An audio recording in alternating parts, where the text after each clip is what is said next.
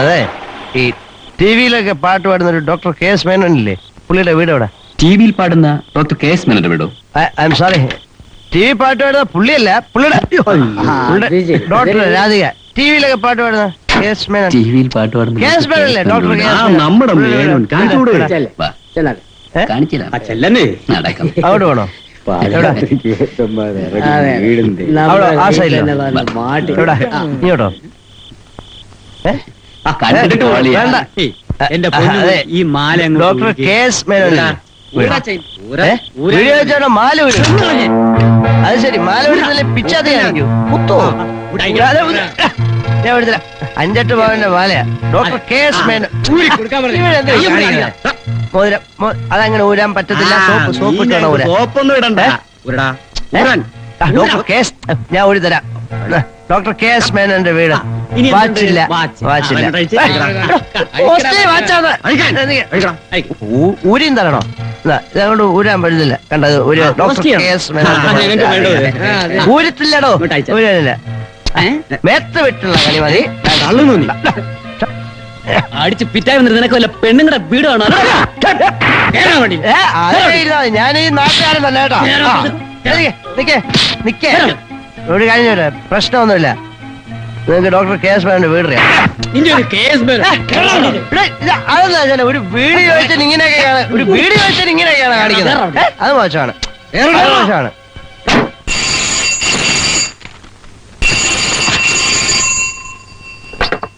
Hello, രാഘവേട്ടനല്ലേ? അതെ, എന്താ? കുളമായി രാഘവേട്ട. അയ്യോ, എന്തു പറ്റി? രാധികയുടെ വീട് കണ്ടുപിടിക്കാൻ പറ്റിയില്ല. എന്റെ വാച്ചും മാലയും മോതിരവും ഒക്കെ കുറെ ആൾക്കാർ അടിച്ചോണ്ട് പോയി. അപ്പൊ അവർക്ക് സ്വന്തമായിട്ട് വാച്ചും മാലയും ഒന്നും ഇല്ലായിരിക്കും. ഓ, തമാശ പറഞ്ഞു പിടിച്ചില്ലായിരിക്കും. അല്ല, അതിരിക്കട്ടെ, സാറിപ്പോ എവിടുന്നാ സംസാരിക്കുന്നത്? ഇവിടെ അടുത്തൊരു പബ്ലിക് ബൂത്തിൽ നിന്നാ. ഇനിയെങ്കിലും ഇങ്ങോട്ട് വന്നൂടെ മോനെ? ഈ പറ്റിയ ചമ്മലൊന്നും മാറ്റാൻ ഒരു ലാർജ് അടിച്ചിട്ട് ഞാൻ വരാം. ഇന്ന് ഒരുപാട് കഴിച്ചില്ല മോനെ, അത് പോരെ? ഒരു കുഴപ്പമില്ല, ഞാൻ ഉടൻ വരാം. പെയ്യട്ടെ.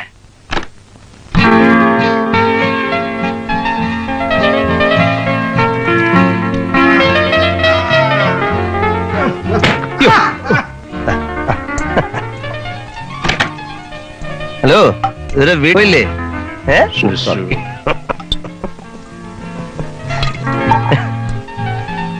അതെ, ഒരു ലാർജ്.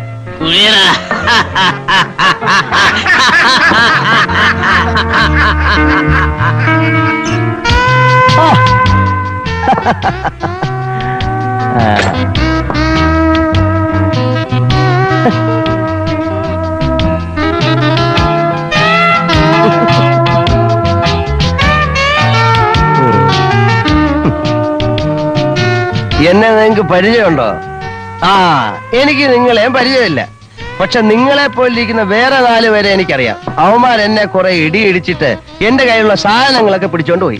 അപ്പൊ ഞാൻ പോയ ആവശ്യം വേറെ ആയിരുന്നു. ഇനി അഥവാ അവന്മാരെ എന്റെ കൈ കിട്ടുകയാണെങ്കിൽ ആദ്യം ഇരിക്കുന്നത് ഞാനിങ്ങനെ പിടിക്കും. അപ്പൊ പുറകെ ഇരിക്കുന്ന ചാടി എനിക്ക് എന്നിട്ട് ഇവരെ ഞാനിങ്ങനെ പൊക്കി എടുത്തിട്ട് മാല ഊരിയിട്ട് ഈ മാല ഞാൻ കഴുത്തിലിടും. അപ്പൊ പുറകെ ഇരിക്കുന്ന 2 എണീക്കും. അവന്മാരെ വെടി വെച്ച് കൊടുക്കുമ്പോ പുറകെ എടുത്ത ചാടി വരുമ്പോൾ കുഞ്ഞിട്ട് അവനെ പിടിക്കും. എന്നിട്ട് ഞാൻ അവന്റെ ഈ വാച്ച് ഊരിയിട്ട് ഒറ്റ കയറി.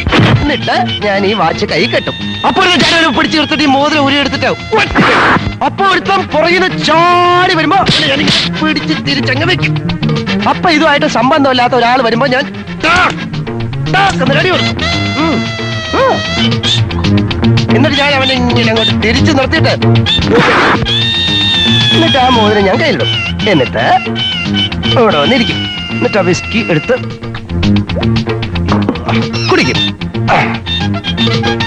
അപ്പൊ ഒരാളങ്ങനെ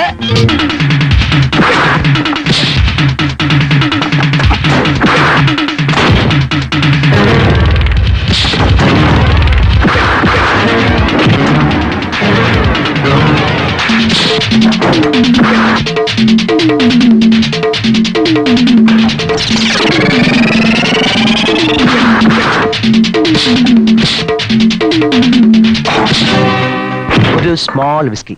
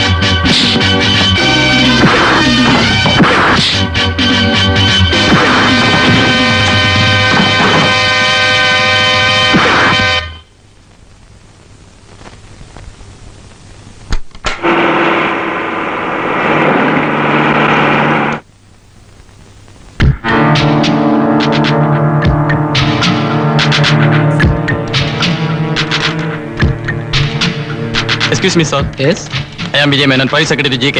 very nice to meet you. Mister Prakash ഇല്ലേ? സാർ ഇപ്പോ വരും. എന്താ കാര്യം? വരുമ്പോ GKയുമായി അപ്പോയിന്റ് ഫിക്സ് ചെയ്യാൻ പറയണം. ശരി. Thank you. ആരാ അത്? GKയുടെ പ്രൈവറ്റ് സെക്രട്ടറിയാ. ഏത് GK? ഏത് GK? എടാ മരത്തലയാ, കേരളത്തിലെ ഏറ്റവും വലിയ അധോലോക രാജാക്കന്മാരിൽ ഒരാളാ. എന്റെ ദൈവമേ, പ്രകാശ് സാർ GKയുമായിട്ടൊരു ബന്ധമുണ്ടാക്കിയ നമ്മൾ രക്ഷപ്പെട്ടു.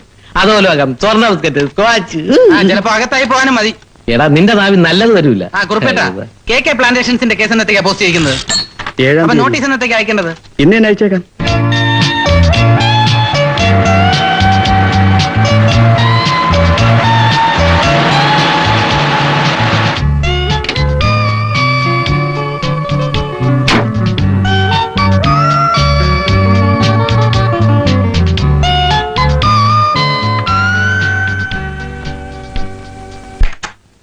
Yes, I am Shyam Prakash. please come in. Thank you. Hello sir. Welcome mister Prakash. Prakash ഇരിക്കൂ. Thank U.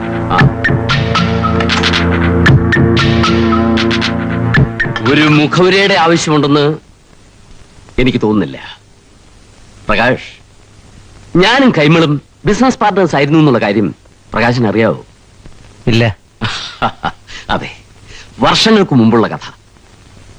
തെറ്റുകളുടെ വഴിയിലൂടെ സഞ്ചരിച്ച് ധനികരായി തീർന്ന രണ്ട് റെയിൽവേ പോർട്ടർമാരുടെ കഥ. അതിന്റെ ക്ലൈമാക്സ് മാത്രം പറയാം. ഒരു നിർണായക ഘട്ടത്തിൽ കൈമൾ എന്നെ പിന്നിൽ നിന്നും കുത്തി.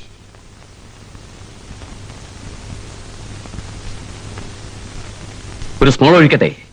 No thanks. ഒരു ആഫ്റ്റർ 6 ആയിരുന്നെങ്കിൽ നോക്കായിരുന്നു. സ്വന്തമായി ഒരു സാമ്രാജ്യം കെട്ടിപ്പടുക്കാനുള്ള വ്യഗ്രതയായിരുന്നു കൈമളിന്. ആ ശ്രമത്തിൽ ഒരു പരിധിവരെ അയാൾ വിജയിക്കുകയും ചെയ്തു. ഇന്ന് ഞങ്ങൾ തമ്മിലുള്ള മത്സരം ഒന്നുകൂടി രൂക്ഷമായിരിക്കുകയാണ്. ബോംബെയിലെ ഇബ്രാഹിം ഖാനുമായി കൂട്ടുകൂടി എന്നെ തകർക്കാനുള്ള ശ്രമത്തിലാണ് കൈമൾ. എന്റെ ആൾക്കാരുടെ സ്മഗ്ലിംഗ് ആക്ടിവിറ്റീസ് മുഴുവൻ പോലീസിന് ചോർത്തി കൊടുക്കുക, ഞങ്ങൾക്ക് വരുന്ന സാധനങ്ങൾ കബളിപ്പിച്ച് തട്ടിയെടുക്കുക, ഇതൊക്കെയാണ് അയാളുടെ പരിപാടി. കള്ളക്കടത്തുകാരനാണെങ്കിലും മനസാക്ഷിയുള്ളവനാ ഞാൻ. അതുകൊണ്ട് അയാളുടെ രീതിയിൽ തിരിച്ചടിക്കാൻ എനിക്കിഷ്ടമല്ല. എന്നിൽ നിന്ന് സാർ എന്താണ് പ്രതീക്ഷിക്കുന്നത്? പറയാം.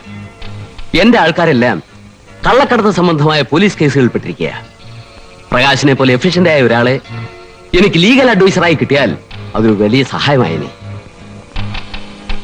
I am prepared to give you any amount. എത്ര രൂപ വേണമെങ്കിലും തരാം. അതല്ല സാർ, മിസ്റ്റർ കൈമളിനെ കുറിച്ച് സാറ് പറഞ്ഞതെല്ലാം ഒരുപക്ഷെ ശരിയായിരിക്കാം. പക്ഷെ എന്നെ സംബന്ധിച്ചിടത്തോളം എൻ്റെ ഒരു ഗോഡ് ഫാദറാണ് അദ്ദേഹം.